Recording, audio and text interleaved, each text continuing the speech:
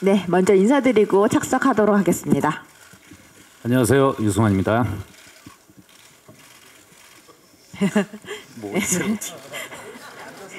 네, 감독님이 오늘 오전에 토론토에서 오셔서 지금 시차 적응이 안 되신 것 같습니다. 네. 네, 지금 인사요? 공식 인사하도록 네. 하겠습니다. 이렇게 저 관 옮겨가면서까지 이렇게 관심 가주셔서 너무 감사합니다. 베테랑 2 연출한 유승환입니다. 네, 서도철 역 맡은 황정민입니다. 네, 감사합니다. 네, 박선희 역 맡은 배우 정혜입니다. 반갑습니다. 네, 영화 베테랑 2가 칸 영화제, 토론토 영화제에 이어 오늘 국내에서 첫 공개된 자리인데요.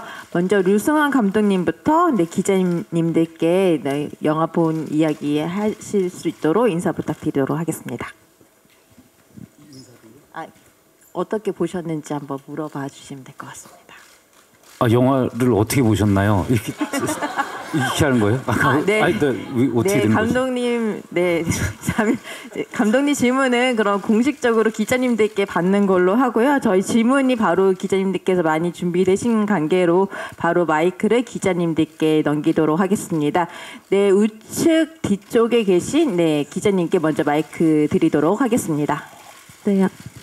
네, 안녕하세요. 저 헤럴드팝 이미지 기자인데요. 먼저 감독님께 질문 드릴게요. 이제 토론토 영화제 다녀오셨는데 좋은 이야기들이 많이 나왔다고 알고 있는데 좀 반응 어떠셨는지 소감 좀 듣고 싶고요. 그리고 두 배우님께 각자 질문 드리고 싶은데 황정민 배우님은 이제 서도철로 9년 만에 돌아오셨잖아요. 1편 속 서도철 느낌을 이제 그대로 살리기 위해서 좀 신경을 많이 쓰신 것 같은데 그 과정에서 좀 어려웠던 점은 없으셨는지 궁금하고, 정혜인 배우님은 눈빛, 동공 연기가 좀 인상적이었는데 그 부분에 있어서 신경 쓰신 점 궁금합니다. 네, 토론토 영화제에서 어제 도착했는데요. 마치 부산 영화제보다도 짧은 일정으로 갔다 왔는데 다행히도 반응이 되게 좋았어요. 그 토론토가 작년까지 그 헐리우드 파업 때문에 좀 분위기가 작년에 제가 밀수 상영할 때는 좀 분위기가 좀 처져 있었는데 올해는 사람도 막 너무 많이 오고 그리고 극장 안의 분위기도 되게 활기가 차서 제 생각보다 훨씬 더 유머 코드가 활발한 영화로 인지를 해주셨고 실제 관객과의 대화 때 그런 질문들이 많이 나오셨었고, 그리고 제가 좀 되게 개인적으로는 감동적이었던 리뷰가 하나 있었는데 리셀 웨폰을 처음 볼 때 같은 느낌이었다는 관객 반응이 있었어요. 그래서 제가 가장 좋아하는 경찰 영화 시리즈를 언급해 주실 정도로 그렇게 좋게 봐주셔서 대단히 영광스러웠고, 근데 이제 정작 중요한 건 오늘 반응과 오늘부터 있을 이제 일반 관객분들과 만나는 게 더 중요하겠죠. 그렇습니다. 아직 제가 시차가 적응이 안 됐나 봅니다. 죄송합니다. 네, 황정민 배우님. 네, 저는 1편 끝나고 나서 2편이 이렇게 오랜 시간 동안 이제 제작이 안 될 거라는 거는 상상을 못 했었죠. 1편 끝나고 나서. 왜냐하면 1편이 워낙 잘 돼서 2편도 곧 들어가리라고 생각을 하고 마음을 먹고 있었는데 여차여차 하다 보니 이렇게 시간이 좀 됐네요. 근데 저는 늘 그 서도철을 제 마음 한켠에 계속 마음속에 두고 있었어요.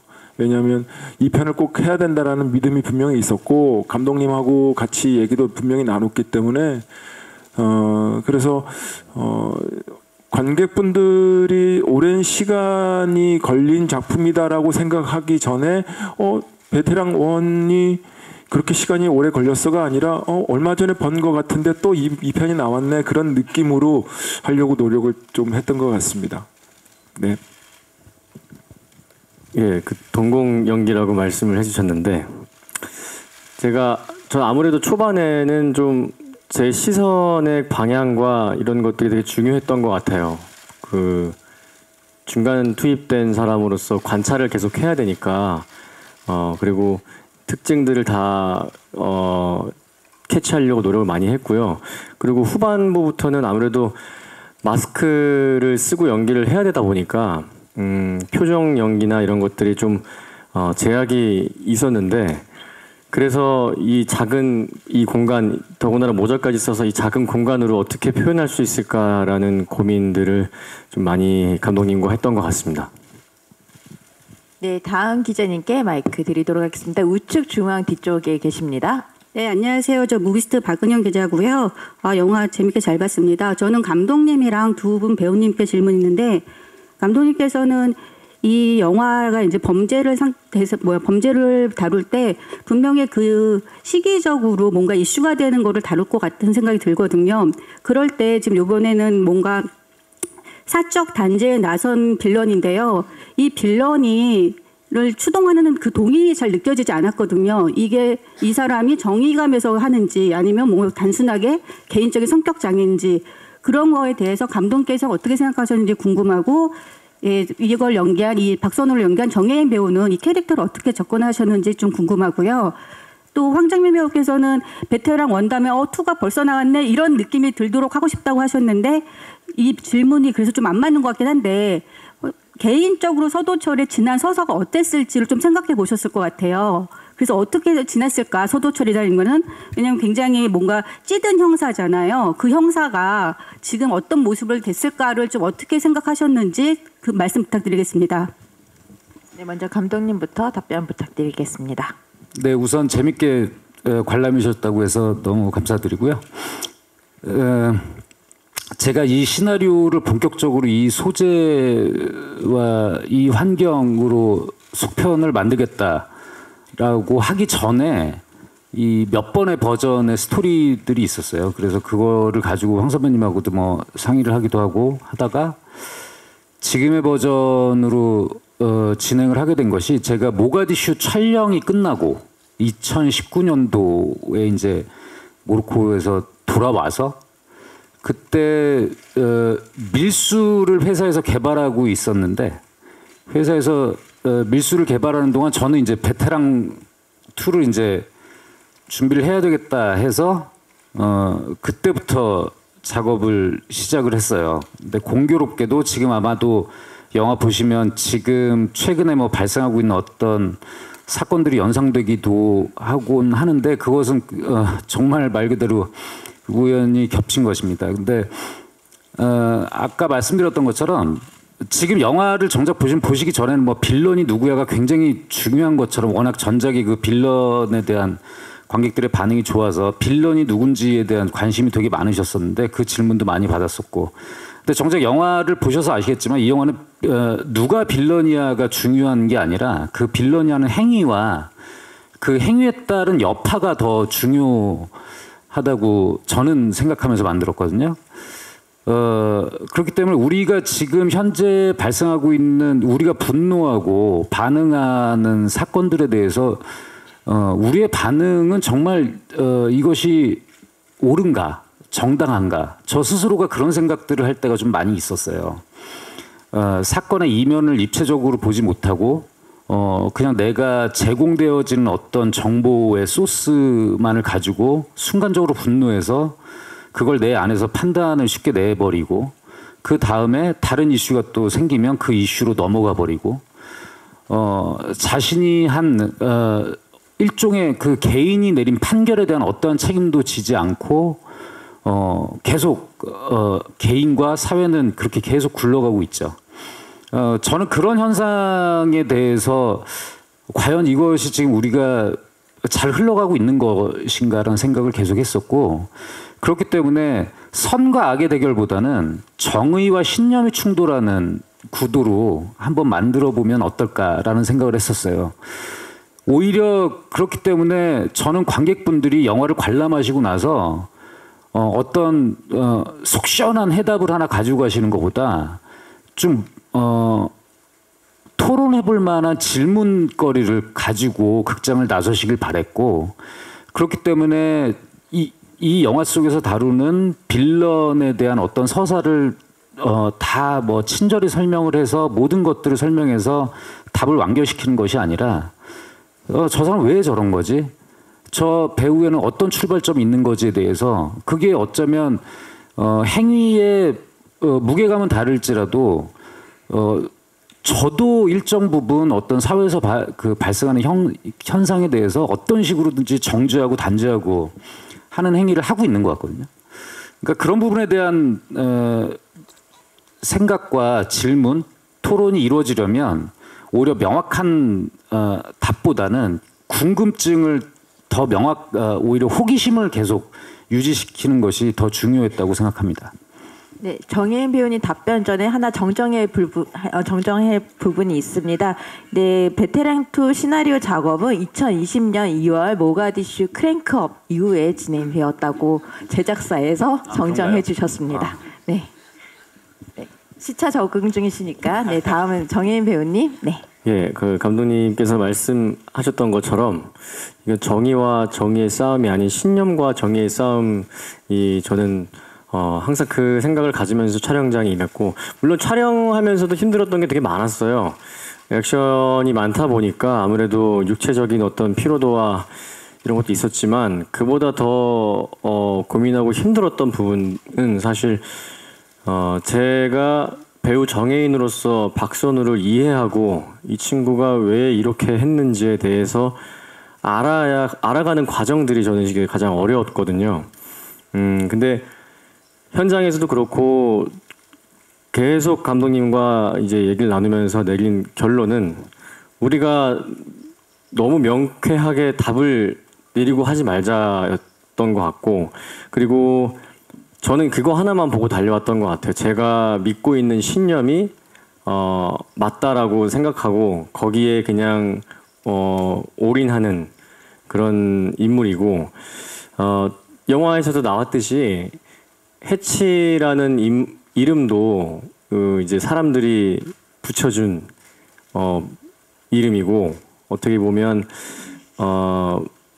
마녀 사냥이 이루어질 수 있는 부분들이 있는데, 저는 제가 연기한 박선우라는 인물이 그 마녀 사냥의 어떤 대표의 얼굴이지 않을까라는 생각을 하면서 연기를 했던 것 같습니다. 네, 다음 황정민 배우님. 네, 소도철 저는 소도철이 찌든 얼굴인다고 그랬는데 그 말이 자꾸 걸려서요. 찌든 사람이 아니고 제가 그냥 연기를 했기 때문에 찌든 것처럼 보인 게 아닌가라는 생각이 듭니다. 원래 다른 배우 했다면 좀 덜 찌들었겠죠. 죄송해요. 서도철 아이를 보면 고등학생이고 1편에서는 초등학교 3학년이었고 이제 9년이라는 시간이 흘러서 고등학생이 됐고, 한 가정의 아빠로서, 아버지로서, 남편으로서 삶을 정말 잘 살아가고, 입은 걸걸하지만 그래도 삶은 참 잘 살고 있었던 사람인 것 같아요. 저도 그런 부분에 대해서 좀 더 관객분들한테 서도철이 이라는 인물이 내 주위에 한 명쯤이라도 있는 정의감을 가질 수 있고 그런 사람이 있다면 참 든든하겠다라는 그 마음으로 연기를 했던 것 같아요. 네. 네, 다음 기자님 좌측 중앙에 왼쪽에 계십니다. 좌측 중앙에 계십니다. 네, 저 JTBC 엔터뉴스 박정선 기자라고 하고요. 감독님께 질문 드릴게요. 아까 빌런이 중요하지 않다고는 말씀하셨지만 사실 일반 관객들한테는 조태호를 뒤를 이을 만한 또 캐릭터가 나올지 누가 맡을지가 사실 최고의 큰 관심사이잖아요. 근데 정혜인 배우를 좀 소년 같은 마스크인데 이 역할을 캐스팅하게 되신 이유가 궁금하고요. 또 결과물 나왔을 때 좀 어떤 점을 연출자로서 좀 칭찬하실 수 있을지 궁금하고요. 그다음에 정혜인 배우는 조태호의 뒤를 잇는 인물이 됐는데 좀 부담은 없었는지 궁금합니다. 그러니까 아까 말씀드렸던 것처럼 만약에 1편과 같이 선과 악의 구도, 명확한 구도 위에서 진행되는 이야기라면 그 전작의 그 조태호와 같은 인물과 어떤 비교가 가능할 것 같은데, 이것은 애초에 좀 출발이 다르기 때문에 비교보다는 좀 어떤 다른 지점이 있는가를 더 보는 것이 저 같은 경우는 더 중요했어요, 저한테. 그리고 일단 그렇기 때문에 뭐 그 전작과는 완전히 다른 결의 인물이어서 신뢰감이 있는 배우가 필요했어요. 그러니까 아까 정혜인 배우께서 스스로 말씀하신 것처럼 이 인물은 자기가 하는 신념이 굉장히 확고하고 자기가 하는 일이 옳다라고 믿고 있는 사람이기 때문에 그 스스로가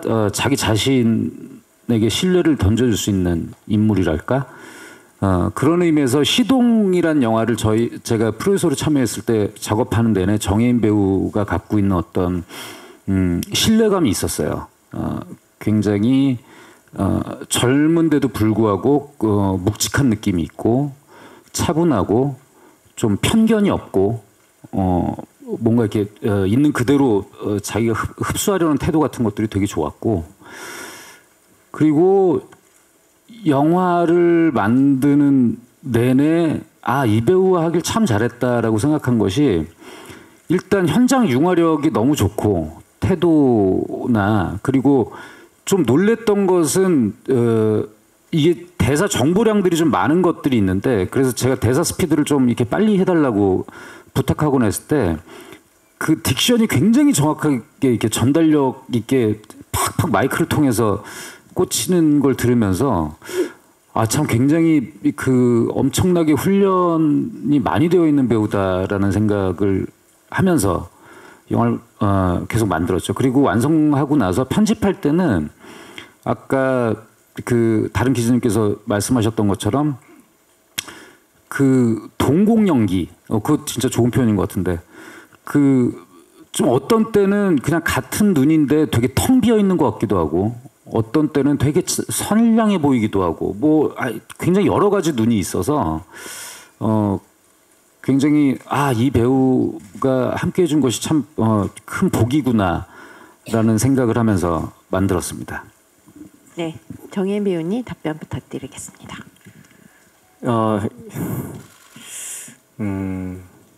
전편과는 명확하게, 약간 전편에서 명확한 뭔가 악의 구조와 빌런의 구조가 있었다면 이번 영화 같은 경우도 너무 전편이랑은 조금 다른 느낌의 악의 구조, 빌런의 어떤 집단의 형성이 되어지는, 대표로 보여지는 인물이기 때문에 전편에 대한 캐릭터적인 부담감은 사실 거의 없었고요.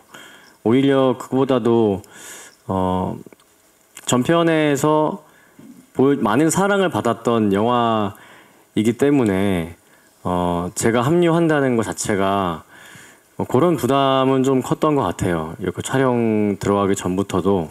근데 이제 내용을 듣고 대본 보면서도 이게 뭐 전편을 넘을 빌런이 되어야겠다, 뭐 혹은 아예 다른 모습을 보여줘야겠다라는 어떤 부담감은 좀 거의 없었던 것 같습니다. 네, 다음 기자님 좌측 뒤쪽에 계십니다. 네, 안녕하세요. 스포츠 서울의 원성윤 기자라고 합니다. 감독님께 먼저 질문 드리면요. 그 최근에 다른 OTT 드라마도 그렇고 연쇄살인범을 놓고 이렇게 유튜버들이 중계하는 이런 소재들이 많이 나오는데 이 부분을 어떤 면에서 좀 차용하시게 됐는지, 그리고 이 언론에 대한 부분이 많이 나오는데 예전에 부당 거래 때도 그렇고 언론 문제점을 굉장히 좀 많이 파고드시는 것 같아요. 이번에도 가짜 뉴스 같은 것들도 나왔고 그래서 그 부분 좀 말씀 부탁드리고요. 배우 두 분께는 베테랑의 어떤 그 액션 쾌감 같은 것이 보면 이제 굉장히 격렬한 그 액션들이 많이 나오는데 이 촬영하시면서 좀 힘드신 점이 없었는지, 그리고 마지막 장면들도 굉장히 인상적이었는데 그 부분에 대한 좀 소감 부탁드립니다. 할 수만 있다면 질문을 바꾸고 싶네요. 그 언론을 배우들이 얘기하고 제가 액션에 대해서 지금 온라인 스트리밍을 통해서 유튜브로 대표되는 온라인을 통해서 정보를 입수하고 어떤 알게 모르게 자신의 삶에 영향을 받는 것은 꽤 오래 전부터, 그러니까 수년 전부터 전 이루어져 왔다고 생각해요. 그리고 뭐 다들 아시겠지만 우리가 모두가 지금 이제 필수품이 돼버린 이 휴대폰이 우리의 음성과 우리의 검색을 다 인식해가지고 알고리즘을 통해서 우리가 원하는 것들을 이 편집해가지고 막 제공을 하잖아요.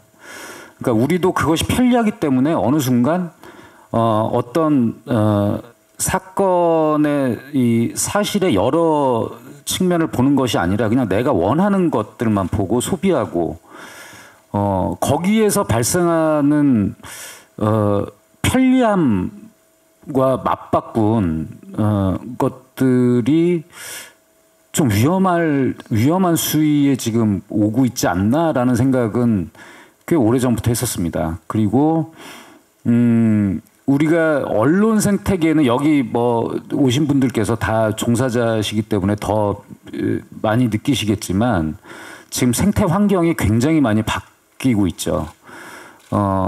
그래서 그런 부분들에 대해서 어쨌건 우리가 이렇게 어떤 변화의 시기에 맞물려 있을 때는 이것이 어디로 흘러갈지를 모르기 때문에 불안하잖아요.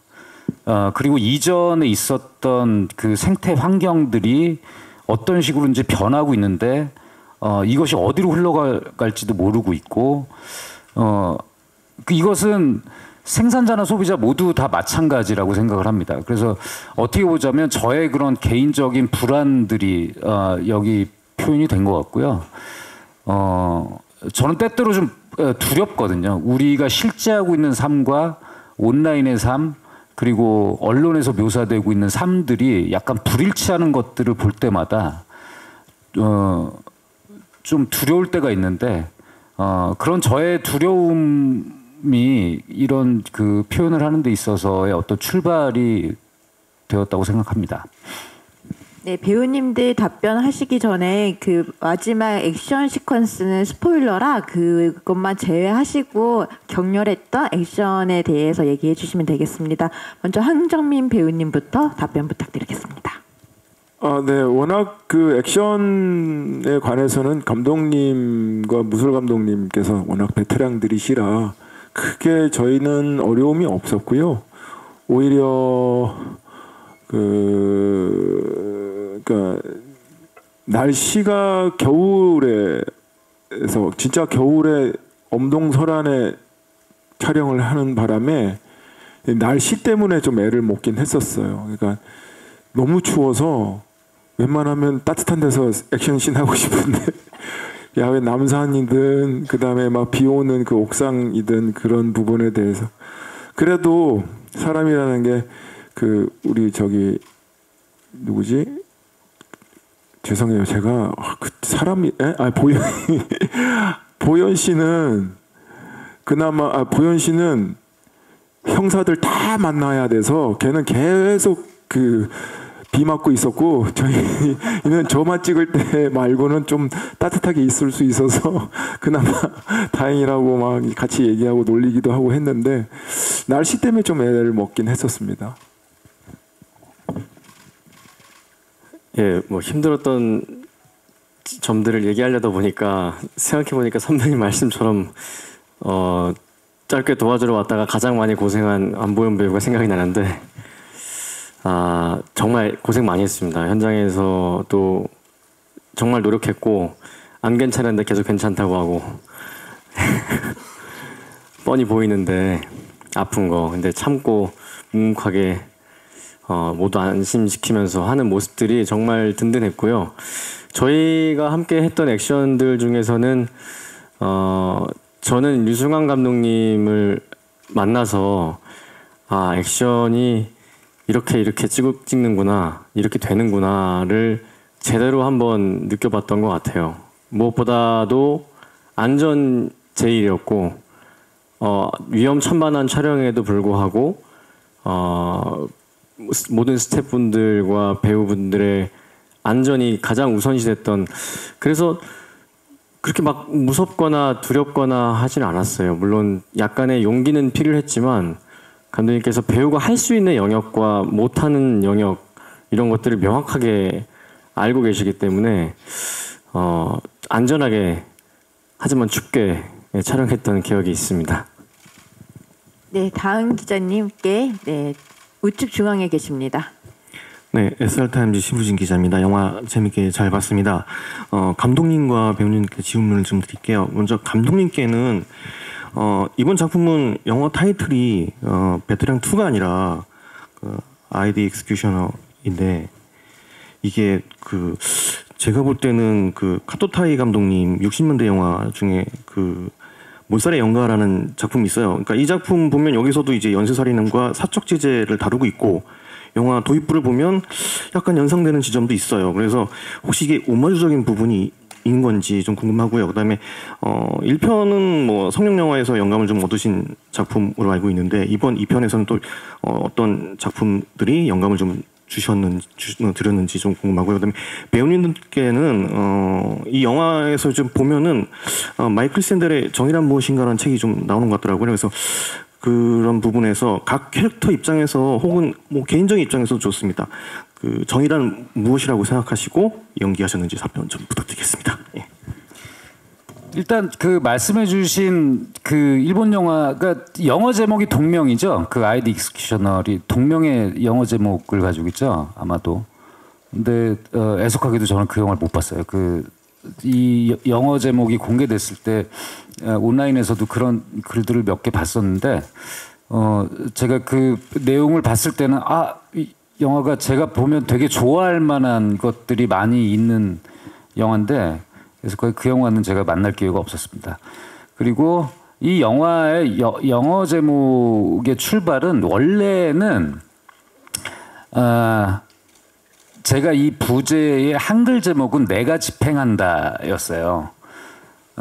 근데 이게 이제 해외 팀에서 내가 집행한다라는 영문 번역보다 ID 익스큐셔널이 훨씬 더 직설적이고 강력한 느낌을 준다고 해서 그렇게 정해졌고 저의 의도는 내가 집행한다라는 제목을 부제로 붙이는 것이 저의 의도였습니다. 그것은 왜 그 제목이 필요했는가는 영화를 보셨으니 아마 아실 것 같고 그리고 2편은 1편 같은 경우는 제가 좋아했던 80년대 미국의 형사 영화들이나 홍콩의 성룡 영화들이나 수많은 레퍼런스들이 있었지만 2편은 그렇게 갈 수는 없었어요. 왜냐하면 1편 자체가 하나의 레퍼런스가 그러니까 제가 만들어 놓은 것 자체가 레퍼런스가 되어버리기 때문에 여기에 인물들이 이제 하나의 세계관을 다 형성을 해버렸고 그래서 이 안에서 승부를 걸어야 됐고 다만 이제 구체적인 장면에서 영감을 받은 것들이 있었죠. 여러분들 뭐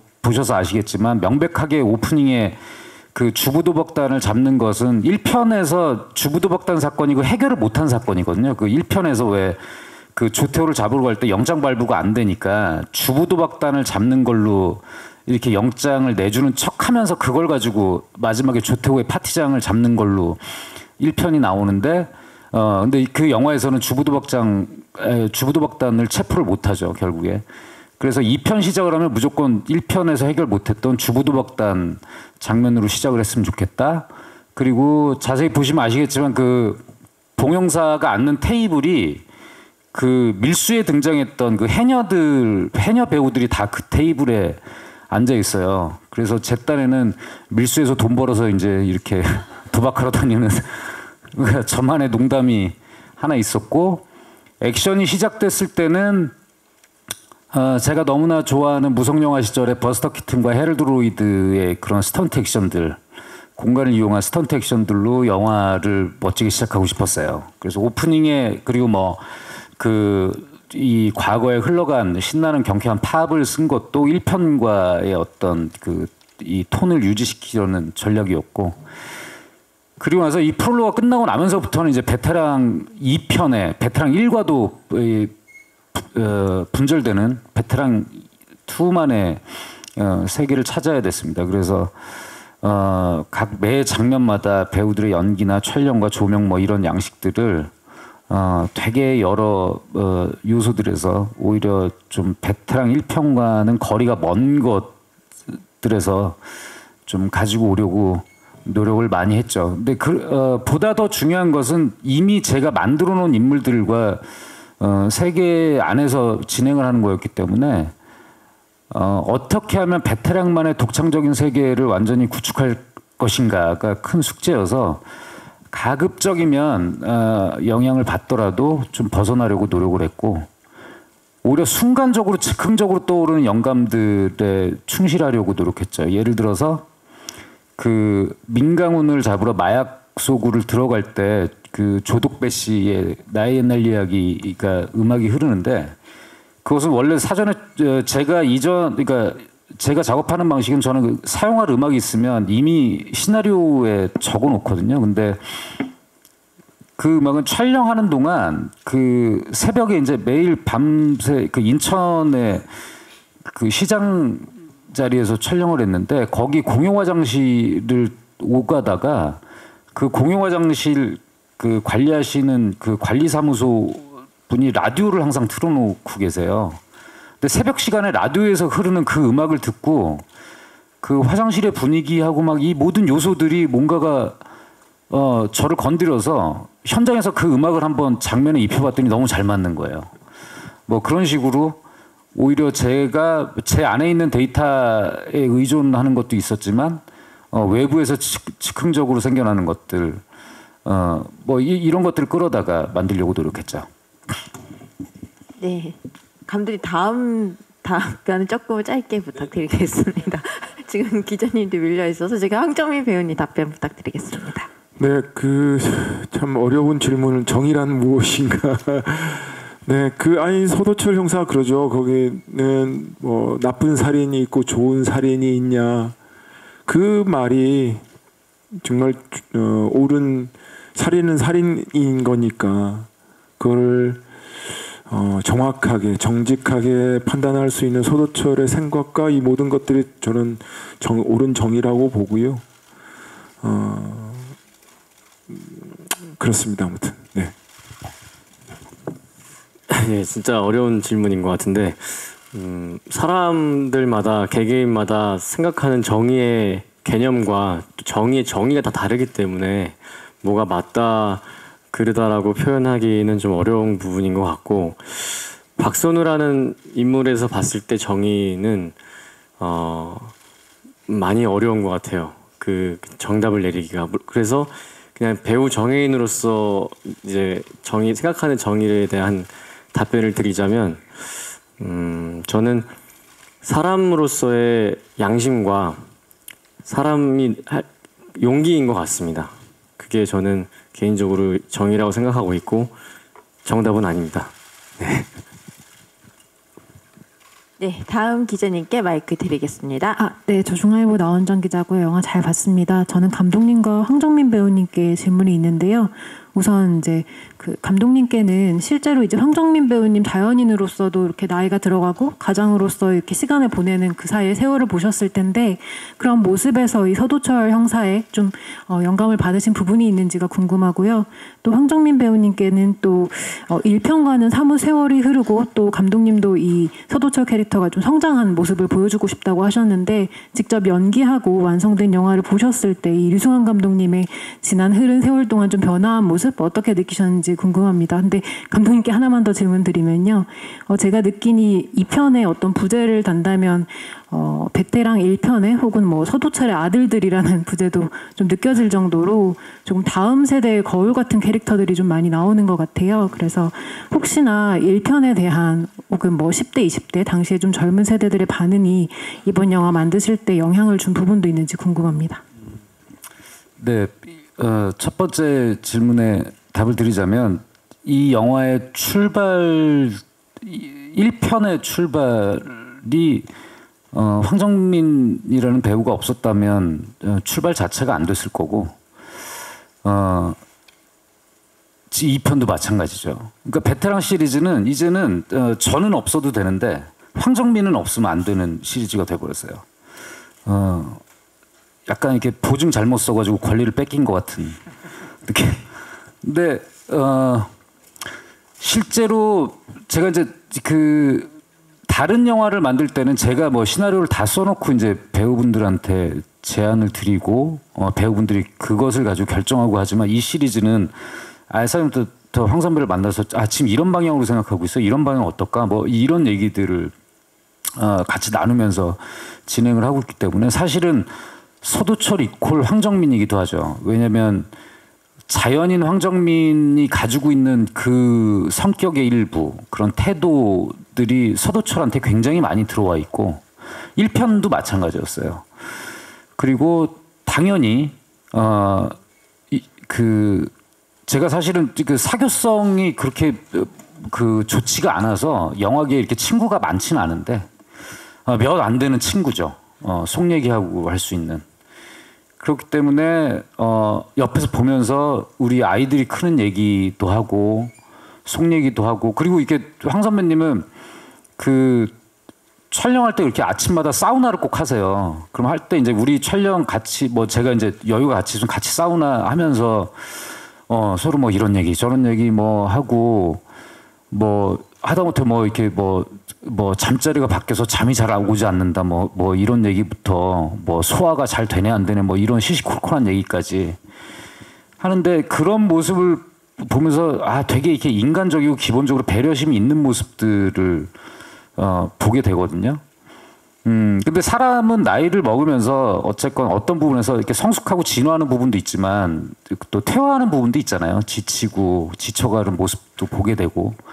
그래서 아마도 은연중에 제가 여기 보면은 그 힘들다라는 대사가 계속 나오는데 그건 제가 대사에 쓴 것도 아니고 황 선배님이 그냥 연기를 하면서 나온 말들인데, 그 말들이 연출을 하는 저의 상태하고도 너무 잘 맞물려 있고, 저는 그래서 오늘 다시 보는데 힘들다는 대사가 이렇게 많이 썼나 싶을 정도로 많이 나오더라고요. 근데 그런 것들이 아마 저와 황 선배님의 이 마음이 다르지 않았기 때문에 나오는 것 같아요. 그리고 말씀하신 것처럼 저희가 또 아이들도 비슷한 또래여가지고 당연히 우리 다음 세대에 대해서 생각을 하게 되죠. 그래서 저는 이 영화에서 그 서도철이 마지막에 아들에게 하는 그 한마디가 저한테 굉장히 중요했거든요. 이 영화는 어떻게 보자면 서민영웅 서도철의 모습이기도 하지만 사과할 줄 아는 어른의 모습은 얼마나 값지고 고귀한가를 다루고 싶었어요. 자신의 실수를 인정하고 사과하는 어른의 모습이 되게 중요했거든요. 그런 면에서 저는 황정민 선배님의 그 인간 황정민의 모습에서 그런 것들을 충분히 발견할 수 있었기 때문에 제가 시나리오도 쓰고 그런 현장도 만들 수 있었다고 생각합니다. 네, 황정민 배우님. 짧게 하세요.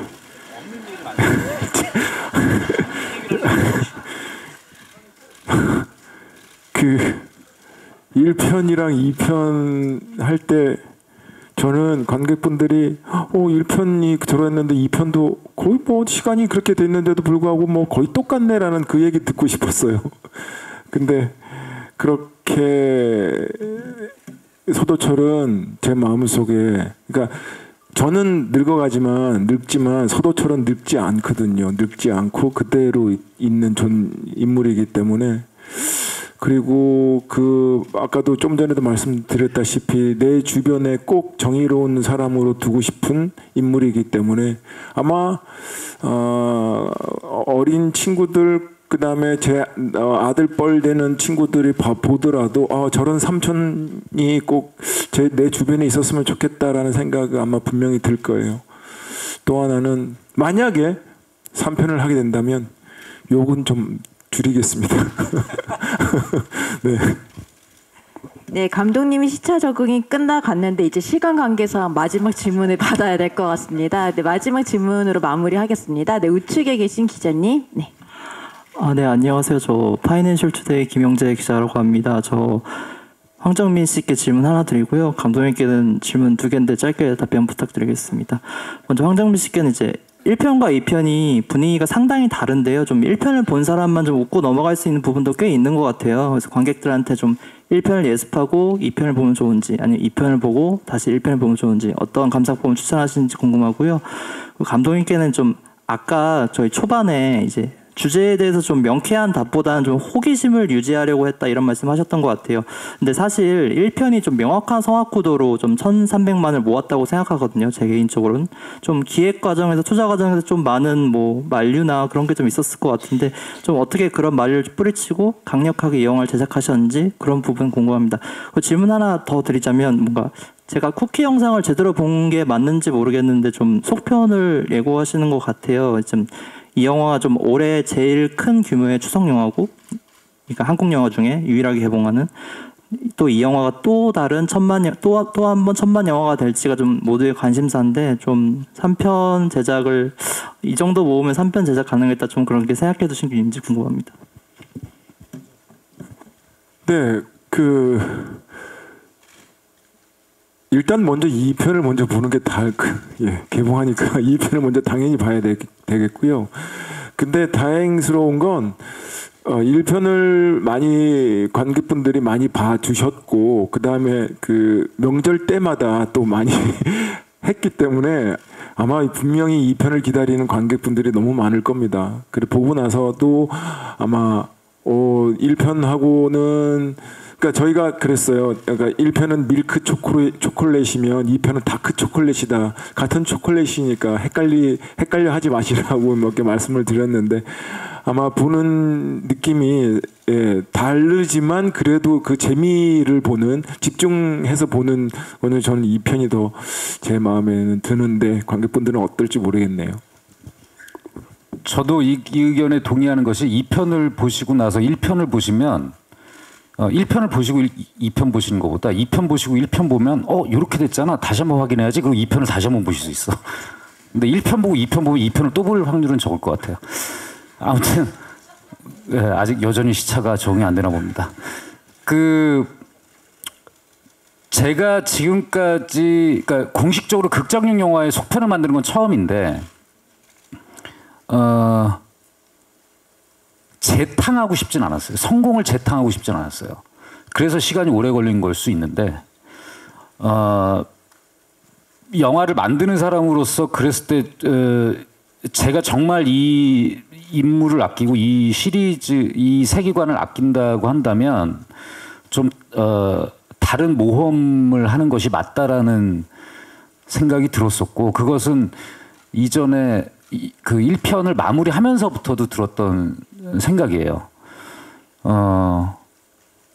그래서 뭔가 이렇게 저는 아마 여기 계신 기자님들 제가 뭐 인터뷰 때 그런 얘기 많이 해서 알고 계신 분들 많으실 텐데 저는 상업 영화라는 표현을 쓰는 거를 저와 함께 일하는 사람들하고 되게 지향하는 편이에요.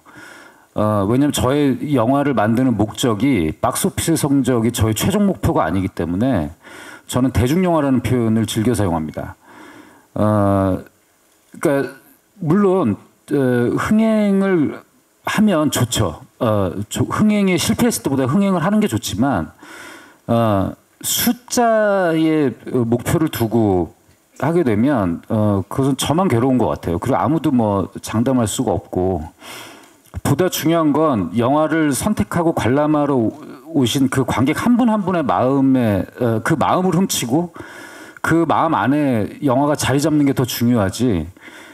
저는 그리고 영화를 관람하러 오시는 관객 한 분 한 분을 그 박스오피스에 뭐 1,000만 명의 1,000만 명 중에 한 명, 뭐 몇백만 명 중에 한 명으로 생각하고 싶지 않아요. 여기 와 계신 기자님들도 한 분 한 분, 여러분들 한 분 한 분한테 어떻게 이 영화가 전달되는지가 더 중요하지. 그렇기 때문에 저한테 무슨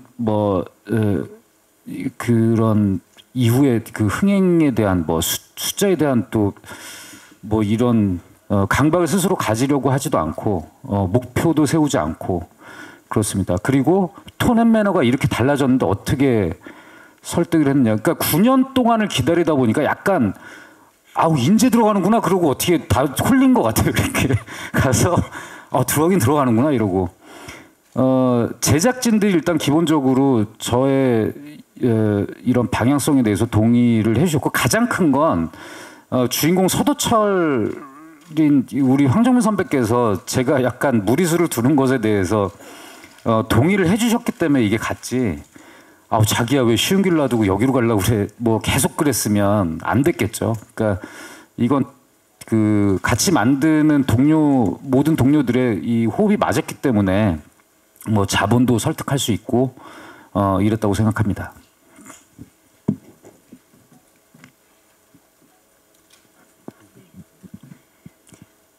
그럼 지금 마무리하도록 하겠습니다. 지금 뭐 부탁이 있어서 지금 요 마무리하도록 하겠습니다.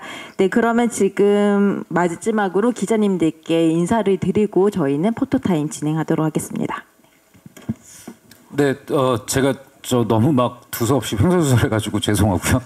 아무튼 영화 이렇게 관심 있게 봐주시고 저희 그 인터뷰 이렇게 봐주시고 해서 너무 감사드리고 이제 또 조만간 이제 그 저희 인터뷰하면서 또 한 분 한 분 뵙고 또 많은 말씀 나눴으면 좋겠습니다. 하여튼 너무 감사합니다. 네, 시간 내주셔서 너무 감사드리고요. 이제 이 자리가 너무 귀한 자리라는 거 또 몸소 느낍니다. 네, 아무튼 한국 영화 화이팅입니다.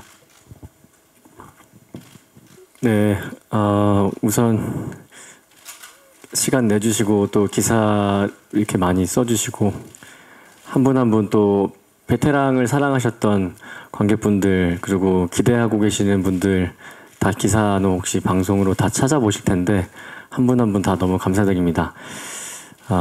오래 기다리신 만큼 좋은 영화, 재밌는 영화가 나올 거니까 극장에서 많이 봐주셨으면 좋겠습니다. 감사합니다. 네, 추석에 많은 관객 여러분들이 즐겁게 베테랑을 즐길 수 있도록 스포일러 좀 잘 부탁드리도록 하겠습니다. 네, 저희는 이만 마무리하고 바로 포토타임 진행하도록 하겠습니다. 잠시 배우님과 감독님 일어나 주시고요.